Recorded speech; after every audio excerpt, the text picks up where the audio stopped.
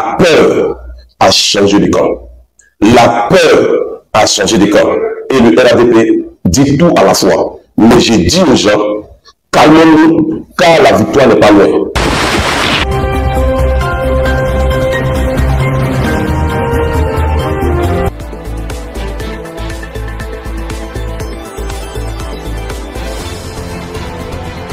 Je voudrais d'abord saluer le peuple de Côte d'Ivoire. Je vais saluer le président Tidjara Thiam à travers le tout le PDC. Et à travers le PDC, je salue toute l'opposition ivoirienne. Je ne sais pas pourquoi la justice s'introduit dans la politique et s'introduit très mal. Aujourd'hui, il n'y a plus de confiance en notre justice. Aujourd'hui, on ne peut plus donner de crédibilité à notre justice. Mais quand on regarde certains juges, nous sommes quand même fiers. Il faut saluer Maître Dadje à travers lui, tous les autres juges, avocats du PDCI, Maître Adjé Luc, oui.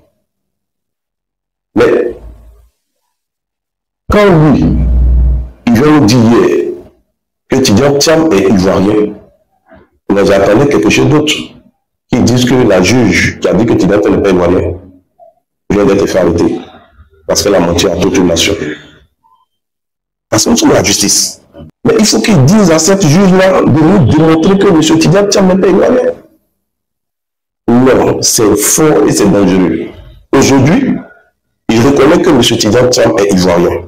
C'est d'abord la première des choses. Et la suite, on verra.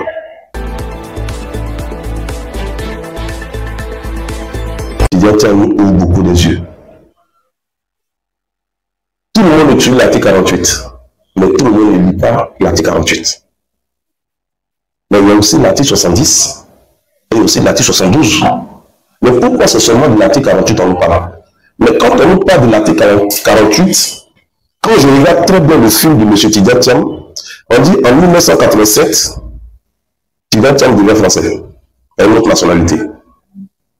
Mais l'État de Côte d'Ivoire n'a pas notifié à Tidjara Thiam qui n'est plus ivoirien.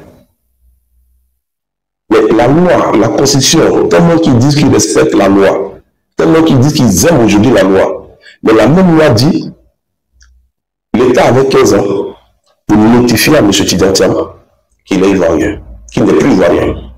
Mais après 15 ans, M. Tidjara Thiam a ses papiers ivoiriens.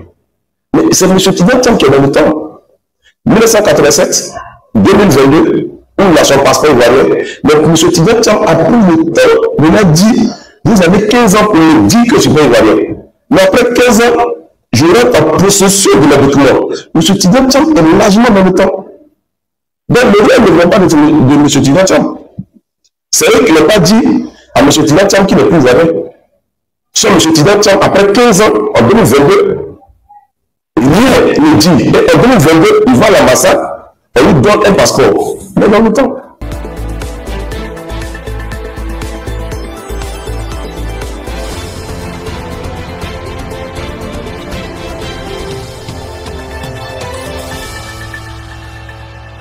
Mais il pouvait parler depuis le premier jour où M. Tidjara Thiam m'a demandé un passeport.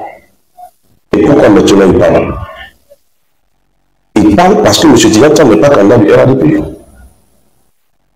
Si M. Tidjara Thiam était candidat du RADP, il n'allait pas parler. Parce qu'il y a quelqu'un qui a traité M. Tidjara Thiam d'ingrat. Et quand on parle d'ingratitude, c'est que j'ai rendu service à quelqu'un et puis aujourd'hui m'a trahi. Mais dans ce pays-là, qui a rendu service à quelqu'un et puis l'autre n'a pas traité? On a entendu le président Alassane Ouattara dire, quand il a perdu sa mère, que le président Laurent Gbagbo lui a donné un avion, spécialement pour venir à Abidjan, pour faire les funérailles de sa maman. Mais est-ce que nous connaissons la valeur d'une mère? Mais le même président Laurent Gbagbo a perdu aussi sa mère. Il était dans ces pays. M. Gbagbo ne sait même pas quand on a fait les funérailles de sa maman. Moi, au final, les funérailles de M. Gbagbo Laurent, de la mère de M. Gbagbo Laurent. Mais on dit que M. Gbagbo Laurent ne pouvait pas venir. Mais à quel moment on parle d'ingratitude? Nous sommes africains, nous sommes ivoiriens. Et c'est dans les douleurs, et c'est dans la douleur qu'on reconnaît les vrais amis.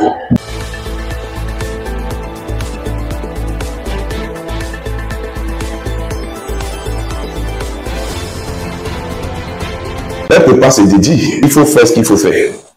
Le PDCI dit, jusqu'au 2, S'il n'y a rien, on verra. Et on verra.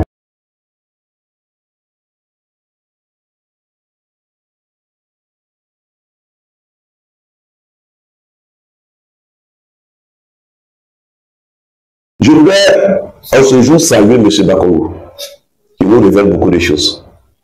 M. Bakongo dit que le président Alassane Ouattara peut s'asseoir dans son bureau, peut décider que 1000, 2000, 3000 personnes peuvent devenir ivoiriennes sur sa décision et personne ne peut s'opposer.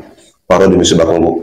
M. Bakongo dit que le président Alassane a décidé à lui seul de faire l'étudiant Thiam un ivoirien. Donc quand on dit que cette liste-là sur lui n'est pas bonne, c'est que M. Bakongo nous donne raison. M. Bakongo dit, si le président aujourd'hui Thiam qui est un gars qui ne devait même pas être ivoirien, qui n'a aucun papier, monsieur le président s'est assis dans son bureau et il a dit, je te donne tous les papiers. En vous faites raison, les politiques qui disent que cette liste-là, il y a beaucoup d'étrangers, sont fait enrôler, nous croyons maintenant. J'appelle et j'en appelle le président national. Monsieur Bakongo dit que votre liste que vous avez, elle n'est pas bonne. Que eux, au RADP, ils peuvent enrôler. Et M. Bakongo confie ce que hier, M. Adjoumani avait dit. Que chez nous, au RADP, on n'a pas peur. On n'a pas peur d'enrôler les étrangers pour constituer notre électorat.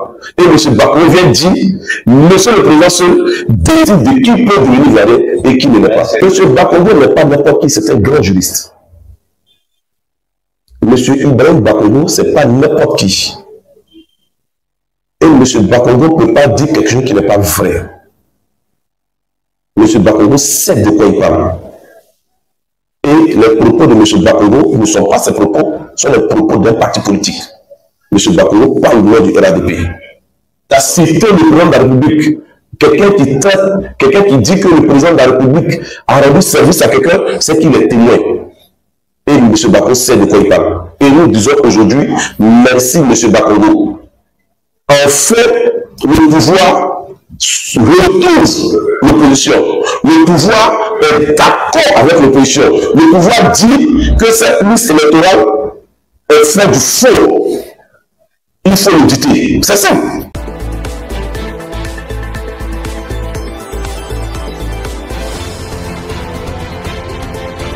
Toute stratégie politique, toute stratégie militaire ne se dévoile pas en public.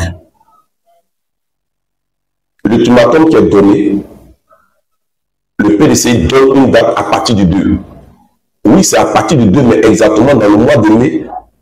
On ne sait pas quand, mais ça va démarrer le 2. C'est à partir du 2 qu'ils vont entrer en laboratoire. C'est ce qu'il est en train de dire. À partir du 2, s'ils constatent que les mêmes choses se répètent, à partir du 2, il n'y aura plus de réunion de bureau. Ils vont entrer en laboratoire pour faire sortir leur rapport. De la même manière, Laurent Gbagbo, le président Gbagbo Laurent, le PPACI, qui dit, quand l'adversaire connaît le jour de ta descente dans la rue, il t'attend.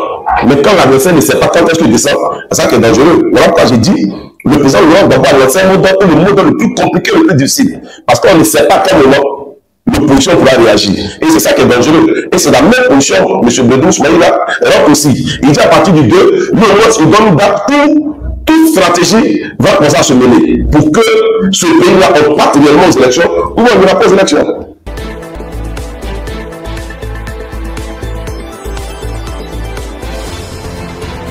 Vous savez qu'en politique, aujourd'hui, quand on regarde, on pense que M. Tidjane Thiam est tenté de rejoindre le cas Gbagbo. Donc, Gbagbo ne peut qu'appeler tous ceux qui sont dans le même cas que lui pour dire qu'il faut qu'on se soutienne. Et je pense que c'est un appel. Et là, tu y fais l'appel. Voilà. Mais un peu, je pense que c'est pas.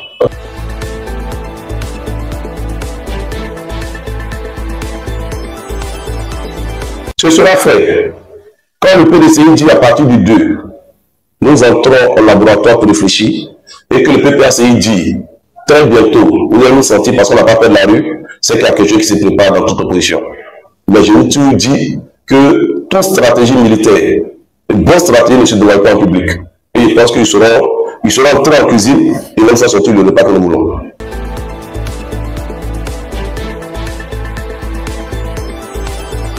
Là, j'ai génération Tidjane Thiam a déjà reçu son mot d'ordre. La génération verte de Tidjane Thiam, ainsi que tous les autres mouvements de la société civile. Le mot d'ordre est que vous ne baissez pas les bras. Et ça a été donné par le président Tidjane Thiam depuis l'Europe. Il dit ce combat, nous allons le gagner.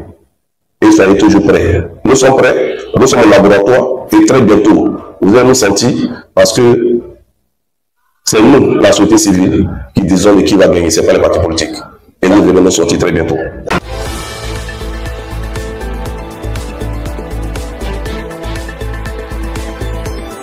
Les gens ne sont allés plus loin pour dire que M. Tidjane Thiam a fui. En 1999, lorsque le coup d'État s'est avéré, M. Tidjane Thiam n'était pas à Abidjan. Il était la première personne à avoir averti le président Nkono Bédié pour dire qu'un coup d'État se préparait. Homme de vision, homme de principe, homme de valeur.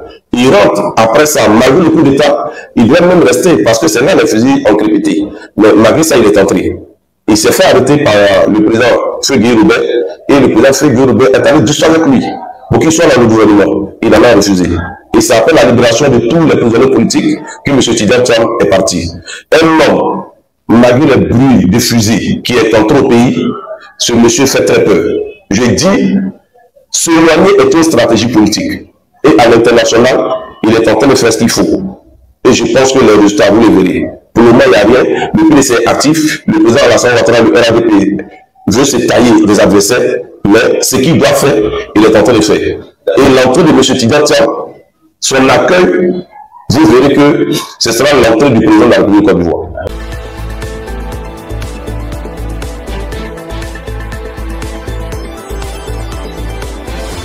Simplement dit à Mme Yapo Valérie, elle constate que le 8 du mois prochain, là où elle disait que M. Tidjane Thiam n'est pas ivoirien, elle vient après d'être déboutée encore par la justice pour dire que M. Tidjane Thiam est ivoirien. Or, pour nous, on pensait qu'on allait attendre le 8 avant que cette décision de reconnaître que M. Tidjane Thiam n'est pas ivoirien, mais les Ivoiriens là allaient sortir. Alors Valérie Yapo demande à ceux qui ont un plan B. Mais je l'ai dit à tout le monde, je l'ai décevoir même les militants du PDC. Tout le monde parle de plan B. J'ai même vu qu'un militant du PDC, le micro a été arraché par la main de Dieu. On ne sait pas d'où cette main a quitté. Mais je vais rassurer les gens et je vais répondre enfin. Monsieur Troumabou, ministre de la Jeunesse, a dit ici du vivant du président Nkono Bédié. Si le PDCI vous présentez votre père, nous présentons aussi notre père. Chaque parent et chaque papa est le plan A de tout parti politique. Laurent Gbagbo est le plan A du PPACI. Afin Guesson est le plan A du FPI. Alassane Ouattara est le plan A du RADP. Mais Nkono Bédié était aussi le plan A du PDCI. Et MDC a le plan A, c'est même Laurent Gbagbo. Mais le seul parti politique qui met son plan B devant, parce que chaque parent prépare l'arrivée d'un enfant, il n'y a que le PDCI seul dont le plan A, son plan B devant le plan A. Tidjane Thiam est le plan B du PDCI. Donc il ne peut pas avoir d'autre plan. Et c'était ce même plan qu'on préparait depuis 2000. Lorsqu'on disait, et lorsque le président Alassane Ouattara disait, on a besoin de jeunes, qui préparaient des jeunes. Quand on voulait des jeunes, le PDC avait déjà son jeune. Mais les vieux étaient toujours là. C'est moi maintenant j'en appelle à tous les autres partis politiques. Faites comme le PDCI. Il faut que des gens comprennent. La peur a changé de camp. La peur a changé de camp. Et le RADP dit tout à la fois. Mais j'ai dit aux gens, calmons-nous, car la victoire n'est pas loin. Mais nous attendons simplement ce qu'il faut avant de commencer. Et ce qu'il faut, c'est le mot d'ordre des différents dirigeants, des responsables. Que Dieu bénisse la Côte d'Ivoire. La peur a changé de camp.